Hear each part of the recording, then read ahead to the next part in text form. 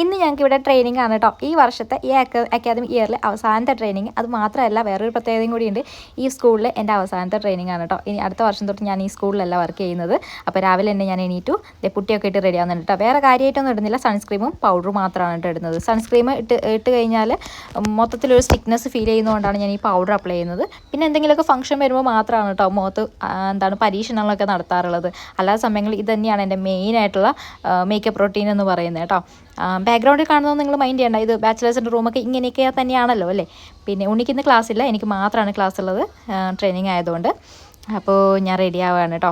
ഇതെൻ്റെ ഫ്രണ്ട് തന്നതാണ്. കുറേ ദിവസമായിട്ട് എൻ്റെ ബാങ്ക് എടുക്കാണ് കേട്ടോ. എല്ലാ ദിവസവും ചോദിക്കും എന്താ ഇടാത്തതെന്നുള്ളത്. അപ്പോൾ ഇന്ന് മറക്കാതെ അത് ഇട്ടിട്ട് പോകാമെന്ന് കരുതി.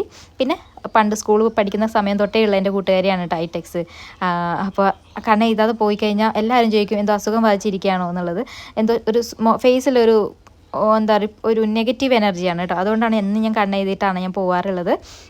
എന്നെ കണ്ണൊക്കെ എഴുതി മുടിയൊക്കെ കെട്ടിയിട്ട് ഞാൻ റെഡി ആവുകയാണ് കേട്ടോ. അങ്ങനെ ഞാൻ റെഡി ആയിട്ടുണ്ട്. ഇനി നമുക്ക് നേരെ കിച്ചണിലോട്ട് പോകാം. ബ്രേക്ക്ഫാസ്റ്റ് ഉണ്ടാക്കണം. ഇന്നലെ രാത്രി തന്നെ ഞാൻ അരിയൊക്കെ അരച്ച് വെച്ചിട്ടുണ്ടായിരുന്നു.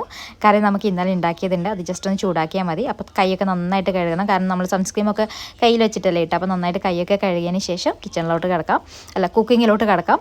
അപ്പോൾ ഇന്നലെ ദോശമാവ് അരച്ച് വെച്ചതുണ്ട്. അപ്പോൾ എനിക്ക് ദോശ ഇടണം. പിന്നെ ഉണ്ണിക്ക് ഇഡ്ഡലിയാണ് കേട്ടോ ആക്കുന്നത്. കാരണം ഇഡ്ഡലി ചിക്കൻ കറി വെക്കുന്ന ദിവസങ്ങളിൽ അവർക്ക് ഇഡ്ഡലി മസ്റ്റായിട്ടും വേണ്ട ഒരു കാര്യമാണ് കേട്ടോ.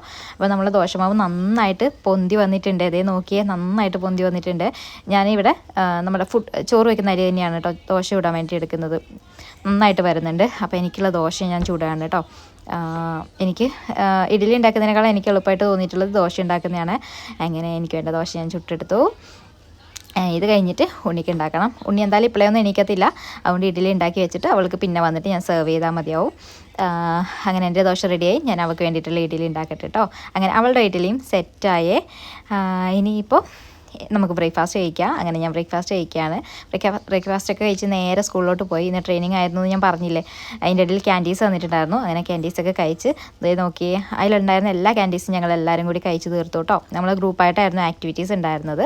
ഉച്ചവരെയായിരുന്നു നമുക്ക് ട്രെയിനിങ് കേട്ടോ. അങ്ങനെ ട്രെയിനിങ് ഒക്കെ കഴിഞ്ഞു. അതിൻ്റെ ഇടയിൽ ഞാൻ വീട്ടിൽ പോയി ഉണ്ണിക്ക് ഫുഡൊക്കെ കൊടുത്തിട്ട് വന്നു.